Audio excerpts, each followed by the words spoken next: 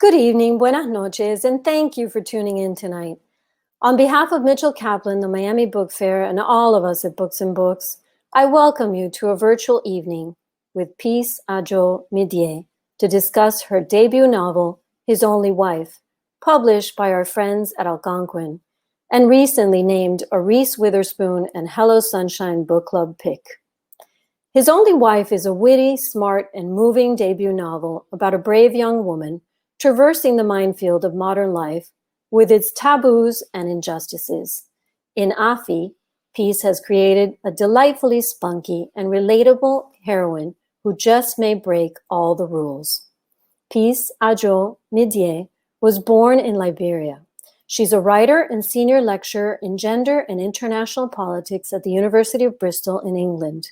Prior to that, she was a research fellow at the University of Ghana.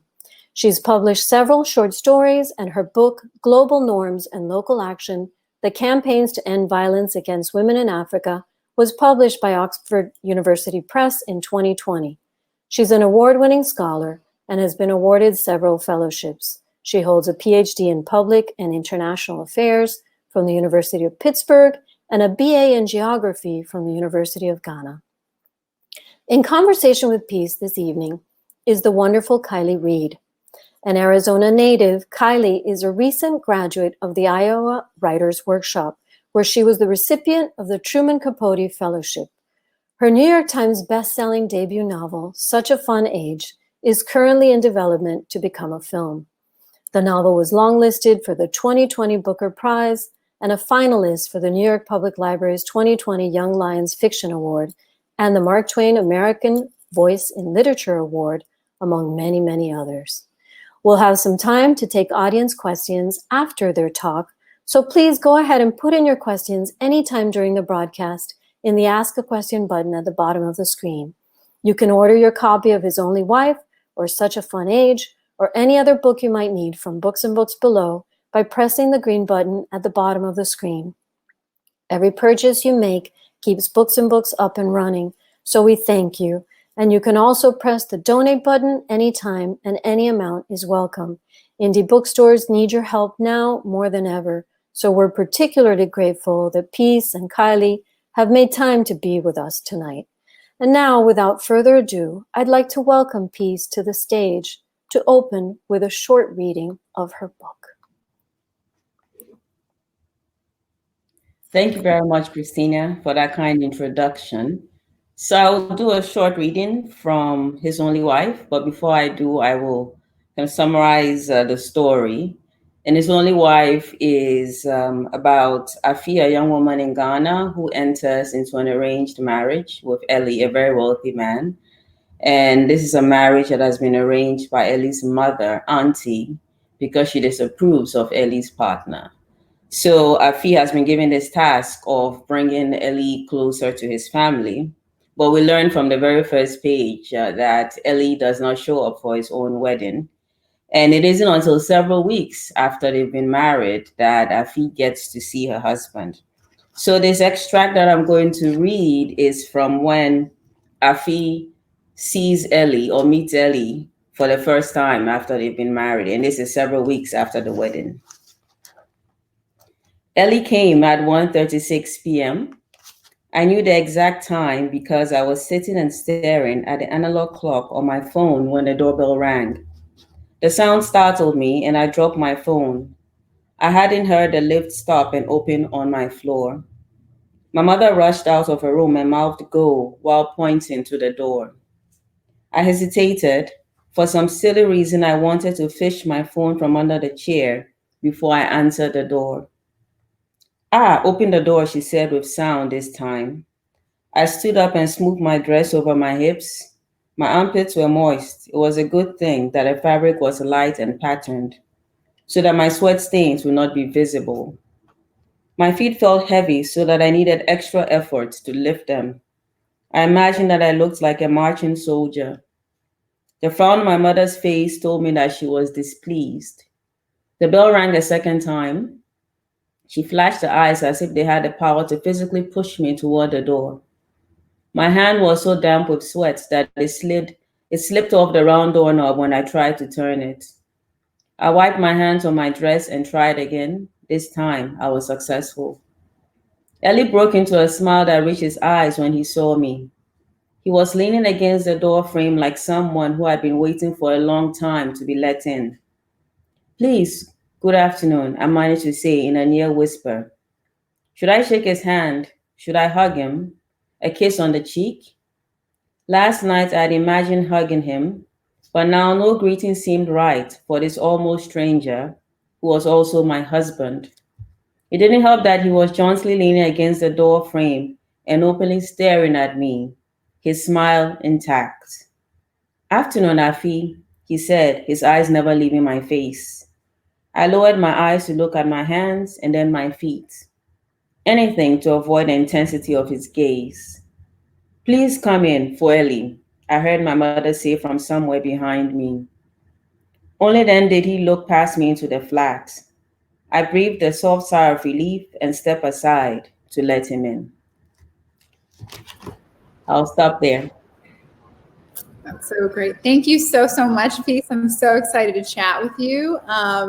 And that's a great part to start, where she's first meeting her husband.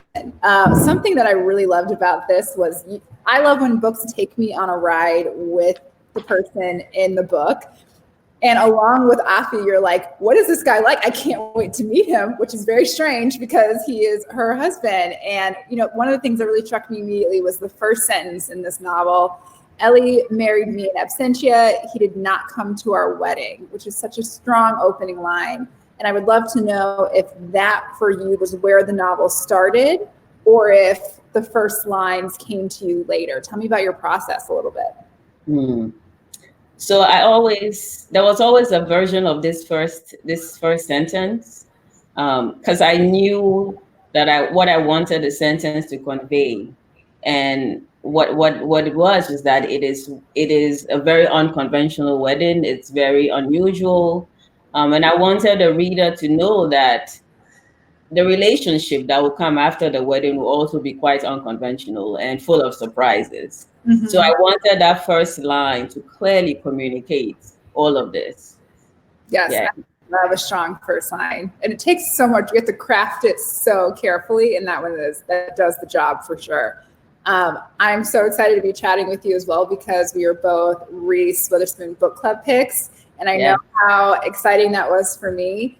Take it back for me. When you found out, what did you feel? What did you think? How has it been? Tell me the whole thing. I was mainly just very surprised, and I think frozen for a long time, like as in days. And I thought, is it really happening? It's very surreal. So really, that was the entire process for me when I found out. And even on the day that it was announced, I was just, is this really happening? And I do wonder whether it's because of the current situation in which we find ourselves, in that I'm not out there promoting the book and meeting people physically. So sometimes I feel like it's all on the computer. Mm-hmm. And as soon as I shut the computer, it's like I'm very separate from all of that. So anyway, just to say that I was very surprised, and for the most part, I had no idea what to do with myself. Right. I think that's a really good point that you mentioned, though, that it all seems to be on the computer at this point where we are right now. But I also feel like there's something about the Reese Witherspoon community that sets people up to talk about books so freely, which is really interesting. And I know when I was on tour, you know, people who met through the Reese Witherspoon book club, like, just came and met each other for the first time at readings, which is crazy. And so I love that she gets books like ours into people's hands and kind of sets them up to read something maybe they wouldn't read before. And so I'm so glad yours is here too. Mm-hmm. So I want to move on to Afi, because she's way too interesting to not dive into a little bit more. So one thing that both of our main characters have in common is that they aren't successful in a way that is recognized as many as a lucrative type of living. And Afi is low income. Her father's passed away and she can't get into university. And she does have a talent for design. Can you talk about what went into creating a full dimensional character like Afi? Mm. Well, I was very much interested in kind of showing how class and social inequalities impact young women's lives. And so for that reason, I was very keen to have a character that was not successful in a conventional way. She's yearning for a university education and she has all of these aspirations, but in many ways she's held back by her social class. So in kind of developing the character, I was very keen to emphasize these things, but also to put her into situations in which she was uncomfortable. Right. So when she does move to Accra, that's a big part of it, that she's uncomfortable in this new life. And I wanted to show her adjusting to this new life. And so she's a seamstress, and I grew up in Ho, and Ho is where she lives before she moves to Accra. And I was always surrounded by people who were craftsmen and craftswomen, so seamstresses and carpenters. And so even though I don't have those skills, I just kind of have a good idea of how people within those professions work. And so I do a lot on that in creating the character. Right. That makes sense. Does that mean that you cannot sew? What are your sewing skills? Like, no. I can mend things. That's pretty good. Actually, my grandmother is from Jamaica. She's passed on, but she was a seamstress for many years. So you would think that I could sew, but I can mend. Like, the mending is important. It's very important. You talked a little bit about Afi's class, and money and wealth is something that I'm really interested in. And I was wondering if you could talk about her relationship to money and wealth, because so many of her decisions are impacted by her and her mother's financial status. And when it comes to design, the type of person that would be buying her clothes, she knows that they would be of a different class than her. I'm curious what went into crafting that side. So yeah, money and wealth, so very important. And I've asked myself many times, and in conversations with people, I say, would this marriage have happened if Afi was from a well-off family? I mean, would Auntie have gone to a middle-class family and say, oh, my son has never met your daughter, but I want him to marry her. And by the way, he will not come to the wedding. Like, how many young women who were like middle class would agree to that kind of arrangement? Or how many families would even entertain that kind of arrangement or proposal? So from the very beginning, money is very important and wealth is very important, and it's shaping almost everything that's happening, including what Afi's mother is asking her to do and what Afi's relatives are asking her to do. And I think throughout, Afi, even though she does move to Accra into this nice apartment, she still sees herself as an outsider, right? So she does have, she wants to design clothes for wealthy people and wants to do all of these really amazing things. But at the same time, she continues to see herself as an outsider and as not truly owning, even though she's living in wealth, that she does not truly have control. And she does say this explicitly in places, that she does not have control over the wealth. It doesn't really belong to her. And so even though she eventually moves to Accra to live this fabulous life, she remains an outsider who in many ways is still this young woman who was in Ho and was just trying to make a life for herself. Right. Those are some of my favorite stories, though, where it's a really great example of how you see that cultural capital carries a lot of weight as well. And her confidence, she can't get out of it. And that is such a real human thing. And I thought that was done really, really well. Thank you. Yeah, of course. Okay, I have too many questions, so I'm choosing them. Very nice. Which reminds me, if you have any questions, please ask them. I actually cannot see the questions today. I think it might need to be changed a little bit, but I'm sure we can change that before the end. And I can make sure I get those in. Okay, yes. So something I was excited to ask you about. A lot of the women in this story are dealing with different forms of rejection from their marriages, from universities, from societal norms. And when I think of rejection, I can't help but think of the writer life. I know I have had so many rejections as a writer, and I'm curious how, those have affected you. I know that you wrote short stories for a minute. I was receiving so many rejections when I was writing short stories. And so I don't know about you, but I'm curious how rejection has affected you as a writer. Yes, so many rejections. I began trying to get published around like 2013. I think that's when I started sending short stories out. And my goodness, I think I stopped counting after like 100 rejections, to be honest with you. Yes. I thought I had some Excel sheet. I don't even know where it is now. I just couldn't keep logging in the rejections. But I really persisted. And I think that one of the reasons why I don't send short stories out anymore, partly because I'm like, what are the chances it's going to get accepted? Just too many rejections. But my experience with short stories kind of affected my approach to getting the novel published, in that I typically went online and Googled how to publish a book.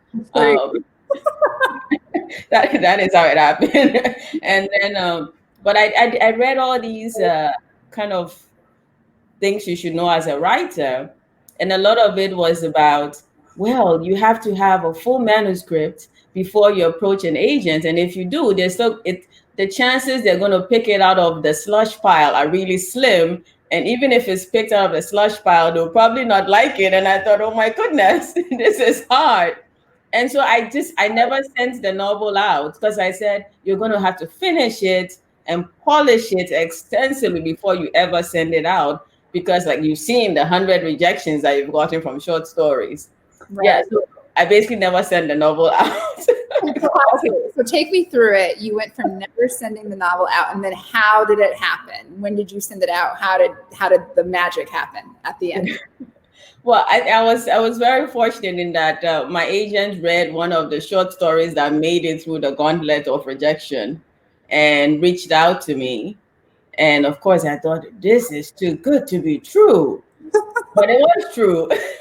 And so basically that is how the book got published. But really the plan that I had, which now that I look back on it, was not a smart plan. Was that I was going to just keep writing until I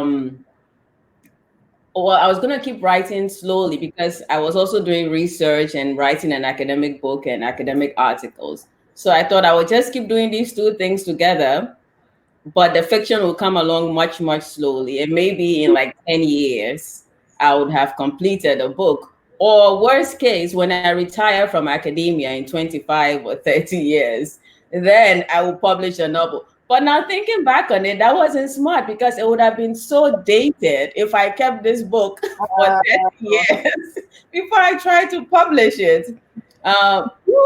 Writing is one of those things, though, that you get better as you get older. It's not it's not like basketball or something where you peak or something, which is great.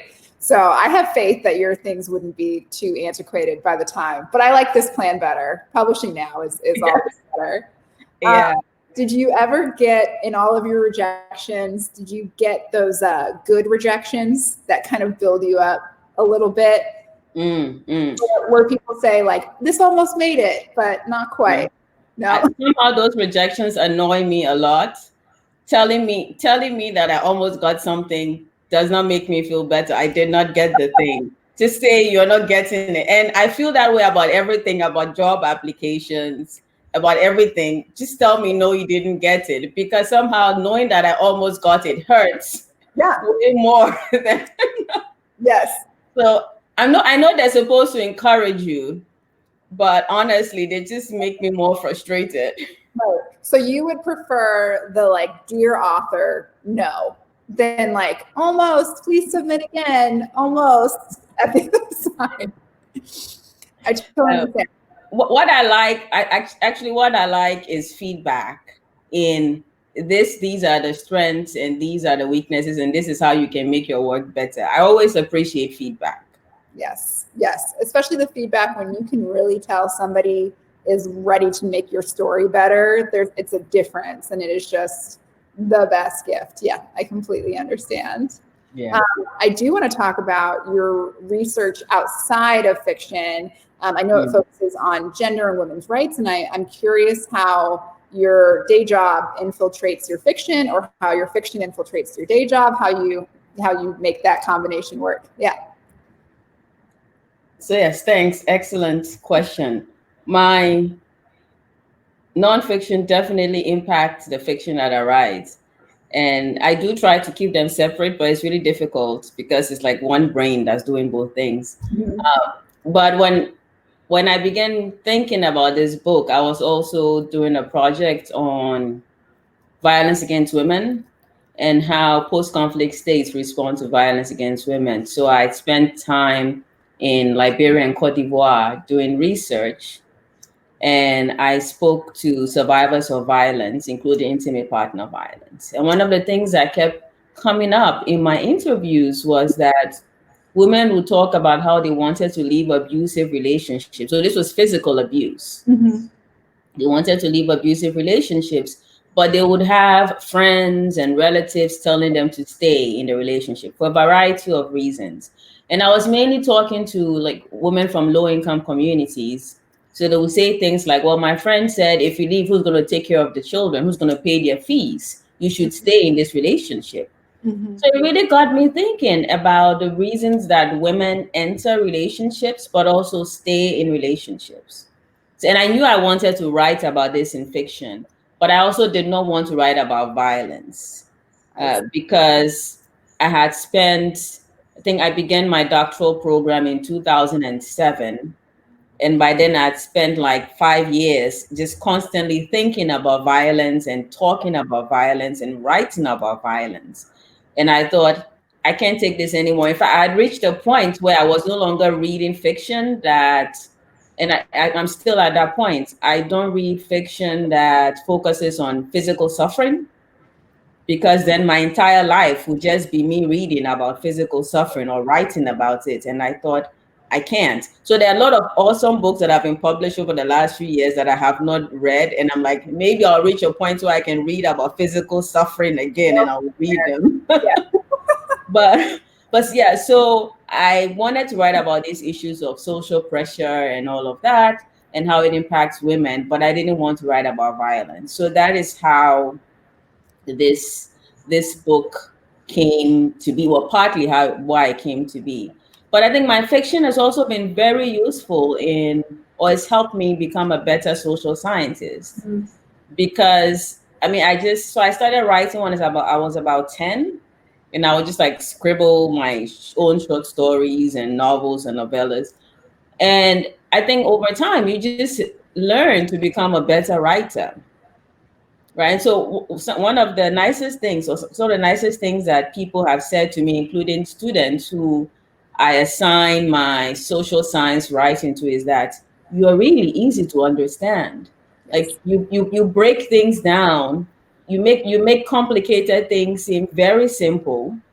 And I've heard my colleagues say this, but I'm especially happy when students say this, that they are able to understand complex theories and ideas because of how I describe things. And I want to, I'm not entirely crediting my fiction, but I just feel like just the many years spent writing and thinking about how to convey ideas and places to people just has helped me become a better social scientist. Yes, I completely agree. And I think that someone who can break those ideas down and explain them in an accessible, smart way that doesn't dumb readers down can really just change everything for the person reading on the other side of it. And I had a question too about your students, and what do your students say about your success and how they approach the book?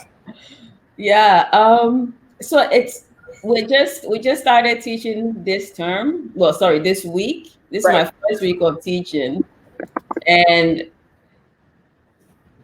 so I don't really know my current students well. I've met with them once. I've had a couple of emails from former. So I had a former student, really, really lovely young woman, email me and say, I don't know if you know this, but Reese Witherspoon posted on Instagram about you. So here's the link in case you haven't seen it. I love that. She was like, just so you know.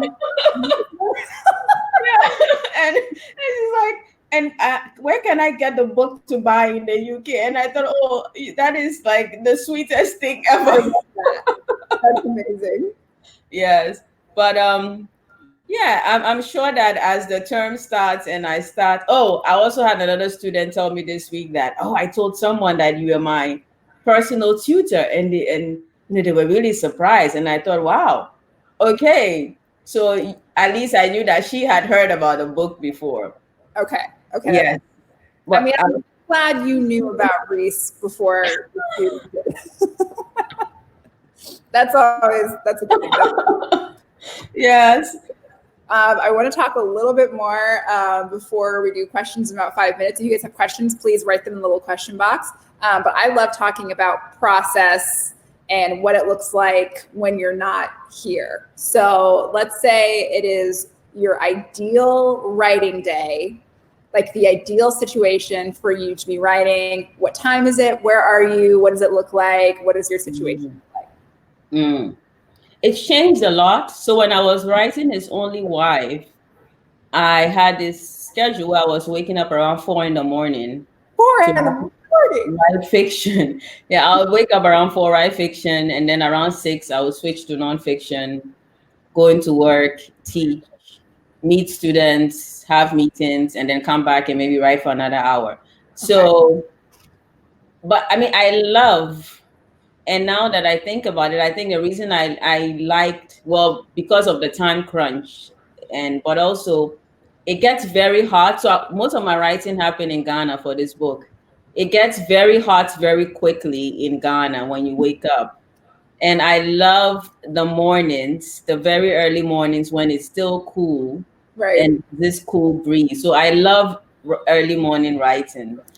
But I've reached a point where I'm no longer living that crazy 4 a.m. life. That's good. It's not sustainable. It doesn't allow for a good balance. What's the term? Work life balance? Is that the term? Yeah, I think you got it. Yeah. But anyway, so I basically said I'm not going to be waking up at 4 in the morning. I want to have enough sleep and not just work too many hours. So now I write fiction on the weekends. Okay. I do Saturdays and Sundays. And because I'm in the UK, if the sun is out on a Saturday, that is just the best thing. I just sit and write. Yeah. So that's my ideal day. That's your ideal. Do you have computer? Do you ever do you journal? Do you what are your tools that you use? I mostly, before I used to kind of draft things on this large notepad, but now I just go straight to my computer and I write. And this is something that I do, and I thought it was unusual, but then I Googled and found out that other people do it too. So I guess I'm not weird. I do most of my writing lying down. Interesting. Yes. Are you on the side? Are you I sometimes yes. Yeah, which is really bad for my back and neck. So maybe if I do it 2 days straight, then I have to sit at a desk, right? Because then my back starts to hurt. But it's just, I have no idea why, but I just enjoy writing like that. And I suspect it's because when I began writing fiction as a kid, I would always do it while lying in bed. Yes. Scribbling things. And so I just wonder if it's like a habit that I've stuck with over all these years. That actually makes me feel better. There's something about the bad posture lying down. It just comes out of you, but I'm the exact same, and my back would hurt so bad. And I started going to a chiropractor 6 months before my book came out because I was like, this isn't okay. So I don't even have a desk like I should. Everyone's like, oh, show me your writing situation. I don't have one. So you have a desk is really, really great. Oh my goodness. I'm happy to hear. Once again, I'm not, because I Googled this to find out I'm sure serious writers are not doing this piece. And then I found out that there are lots of people who do it. And now I know you do it. Oh yeah, it's terrible. Well, I was in Iowa when I was writing mine, and I had a little space heater, and I would write mine on the floor. So I was just always hunched over. Like, Oh my goodness. don't do that. Someone recently asked me, as a writer, are you a plotter or are you a plunger? Which is a weird way to say it, but I'm curious if you like to plot things out or if you just plunge right in and see what comes out. I plot much more now. Okay. When I was younger, I would just pick up a pen and say, I'm going to write a story, and I have no idea what's going to happen, and somehow I'll write a story. But I think that due to my training as an academic, where there's all this emphasis on planning and writing a proposal and all of that, I've gotten quite used to really detailing my writing before I put anything down. So I just spend a lot of time in my mind writing novels, like an entire storyline. I write it out in my mind. But of course, things don't play out as I planned. So once I start putting it down on paper, things change. So for example, the ending of this book, when I thought of it, it was different. And then when I wrote it, the ending was different. So that tends to happen. I feel like that's a good sign. I feel like that is the moment when writers are listening to what the story needs. And it's really not about them. And I know that I like to plot things out, but if everything is going according to plan, I'm like, this isn't good. Like, the story needs to show me a little bit better. So I feel like we're the same on that one.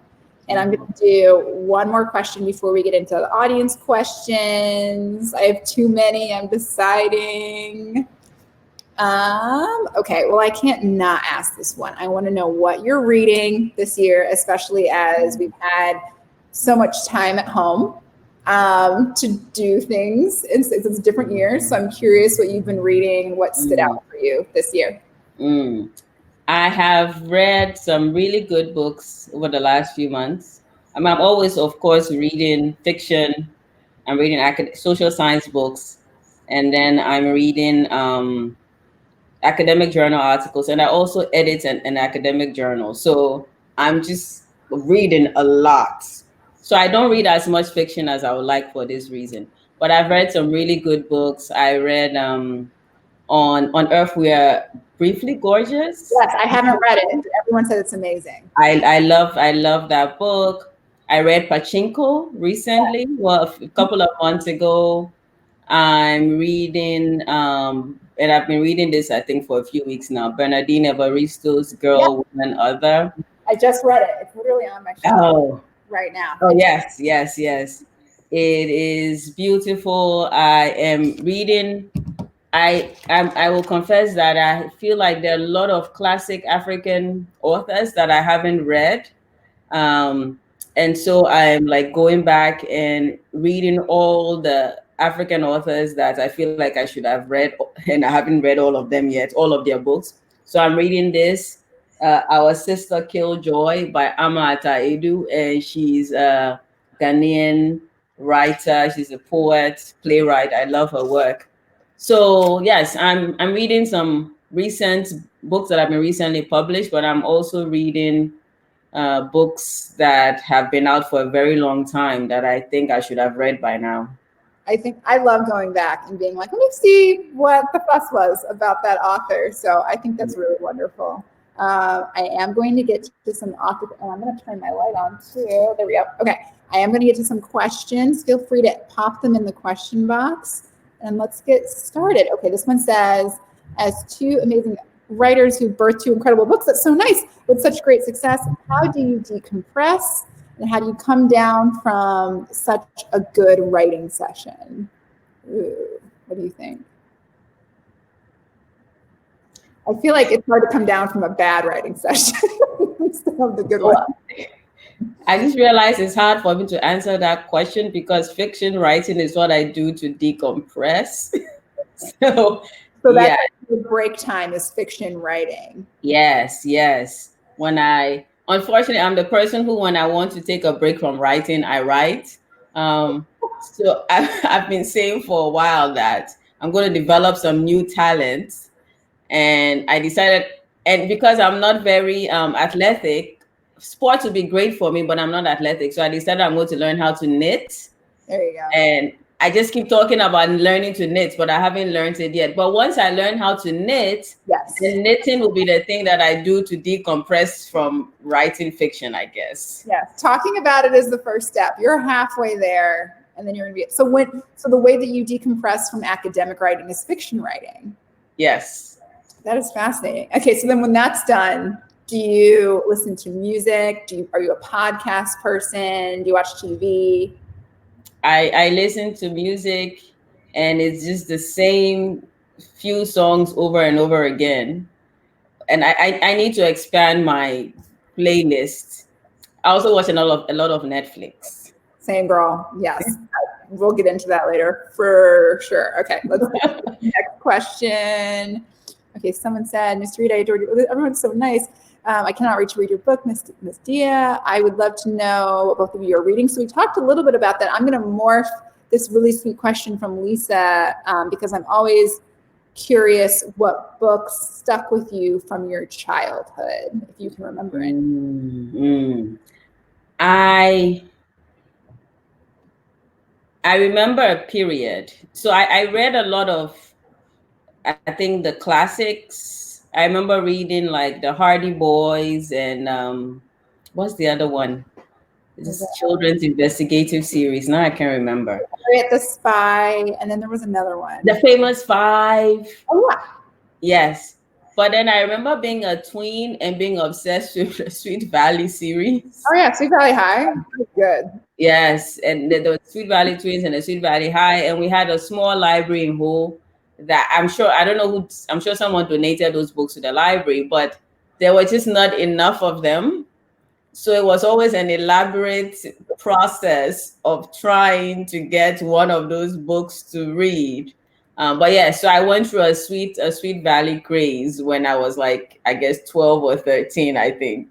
They were so good. Did you get into either Babysitter's Club or Goosebumps? No, I didn't read. No. Oh, Kidding. I was obsessed with them. I loved them. Oh.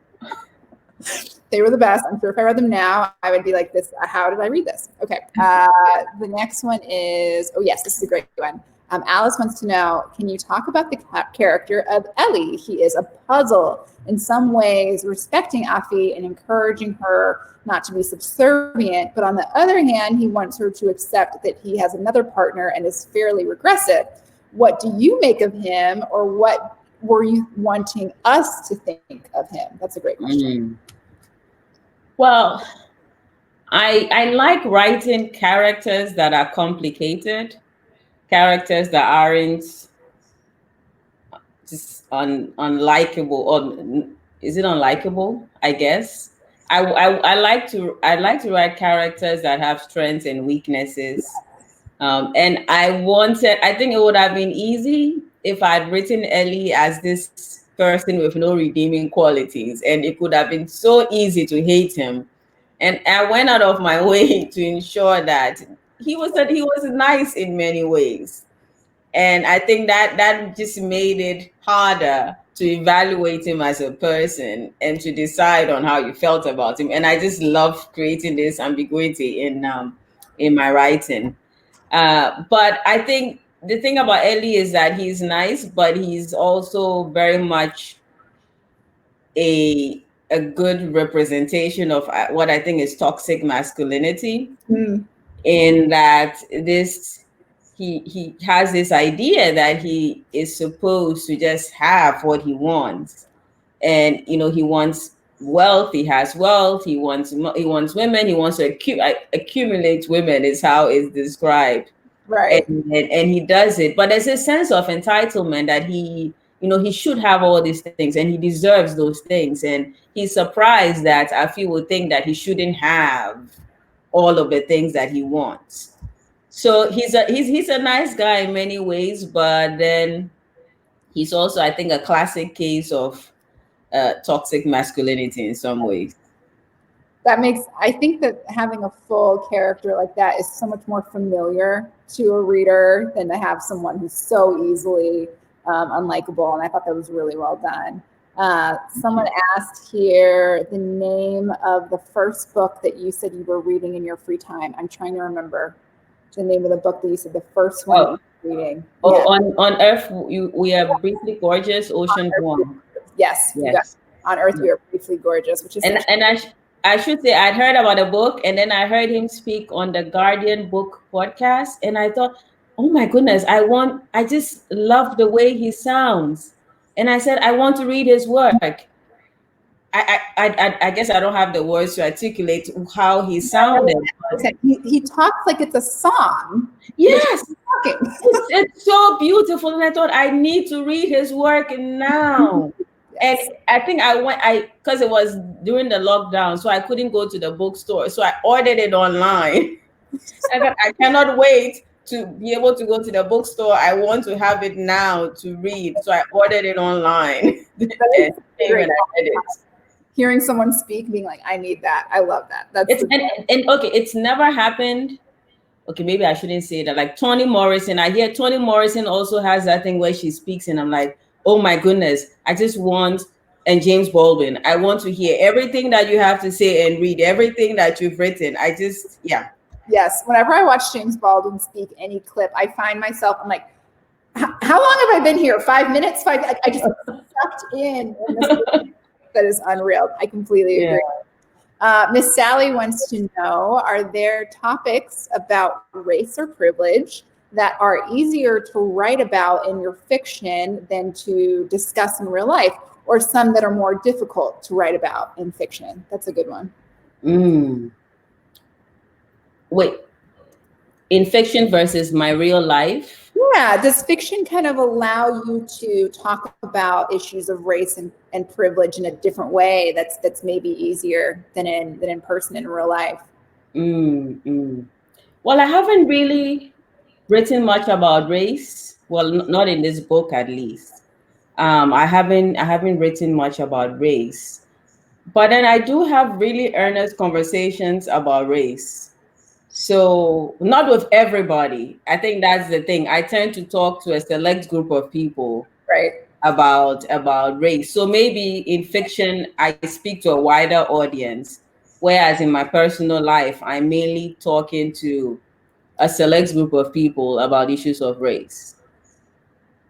I think that makes a lot of sense. I mean, yeah, there's a lot of vetting that needs to be done before a lot of those conversations take place. That makes a lot of sense. Another question is, are these characters based on men you have dated in the past? Well, no. That's no. That was unexpected. No. That makes total sense. It's fiction, girl. I understand. Yes. Yeah. I mean, the character of Afi is entirely fiction. The character of Ellie, they're all fictional characters. They aren't based on people that I know.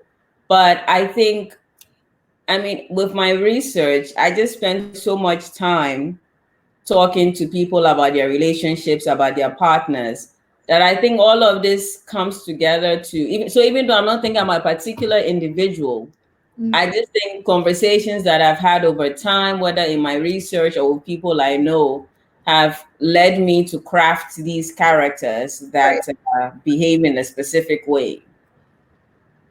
That makes total sense. Yes, I love that fiction does that. It's like all of your experiences add together in a person that doesn't exist in a really, really beautiful way.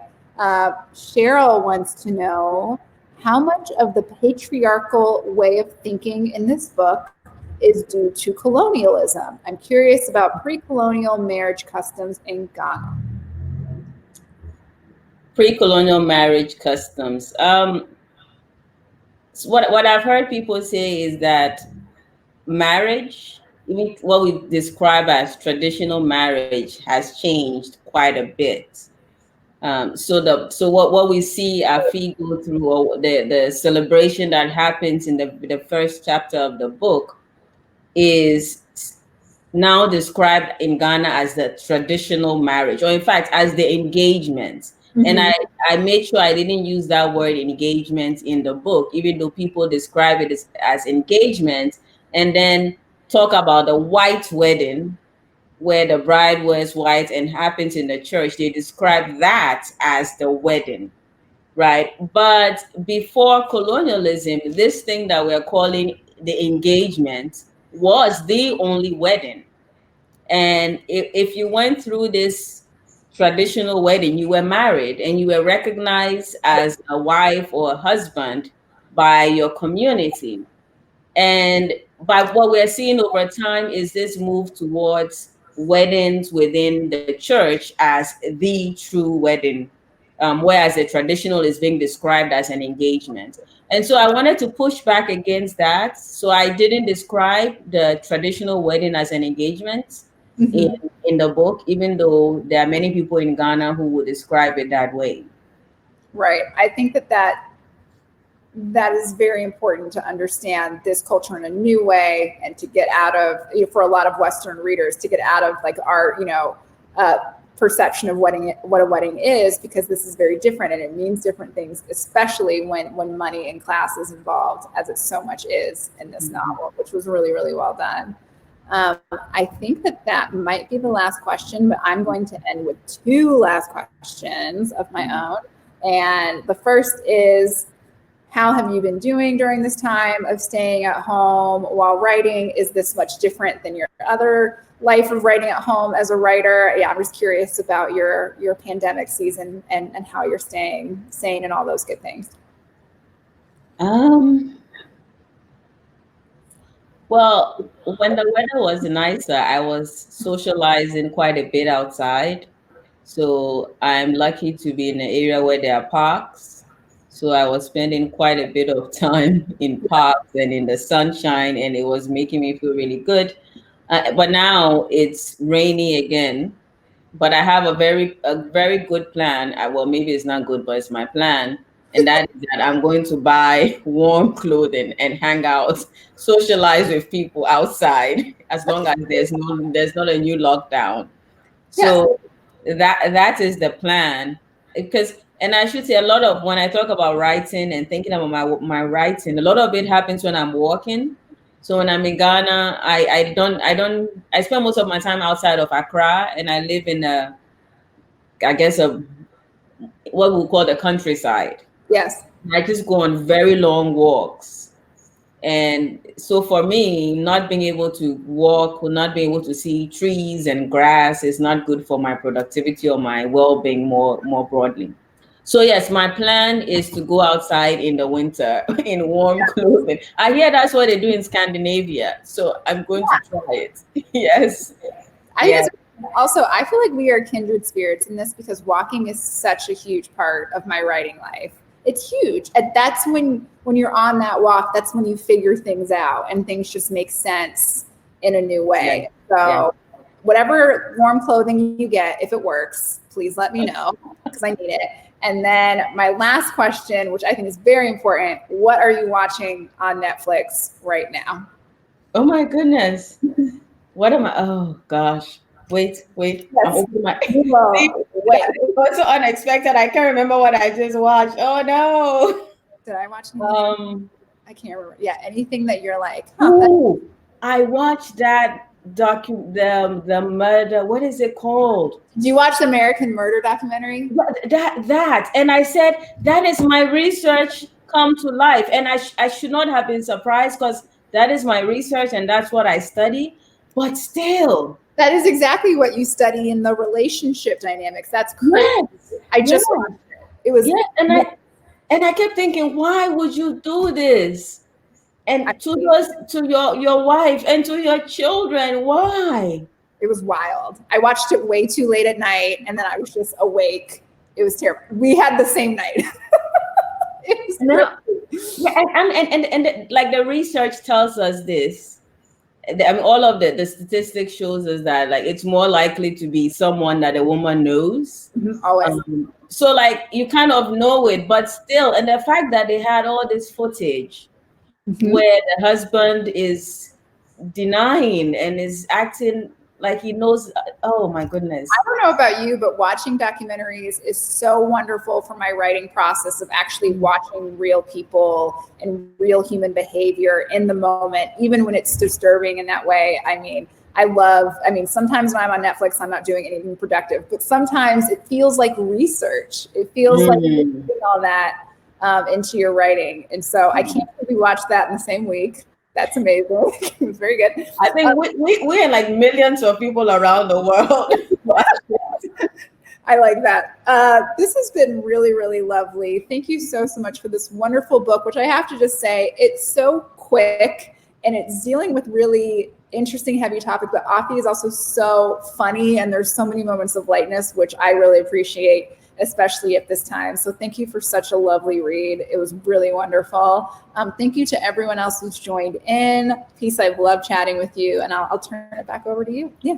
Thank you so much, Kiley. I've enjoyed this conversation and I love your book. Oh, thank you. Thank you so much. Such a wonderful conversation. Thank you so much. It's fascinating. And thank you, Peace, it's almost midnight where you are. So thank you for staying up with us. I think we've learned a lot about both of you, which is wonderful. I have one question for both of you, just a quick one. Do your characters haunt you? Ooh, that's a good question. Do they come out and talk to you? Or is it you, or are you in control of them? I don't know about you, Peace. I feel that in these nice walks that I go on as I'm trying to figure these things out, I feel more than haunting me, my characters continue to reveal themselves to me, or I realize moments like, oh, she wouldn't say that, or that's not her word to use, or you know what, this scene needs to happen here because she's like this. Because the more I focus on them, the more they reveal themselves to me. I wouldn't say they haunt me. When I'm done, I'm done. But I have thought about my characters, especially Amira, and what domestic workers are doing during the pandemic.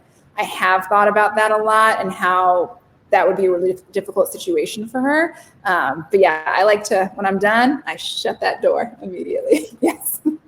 And I should say, with Amira, I did think about what she ended up after the story ended. And I wondered, yeah. But no, my characters, once I'm done writing, I tend to move on very quickly to new stories. I think that's the thing. So I finish one and I'm done, and I'm thinking about a new book as soon as I end the one. So Wonderful. Well, here's to walking, reading, Netflix, and all of those good things. And on behalf of Books and Books and Miami Book Fair and everyone watching from everywhere, I want to thank you both and say goodnight and wish you well. Stay safe. We hope we'll see you in person soon, maybe in Miami next year. Thank you. For having us. Thank you so much. Thank you. Bye-bye.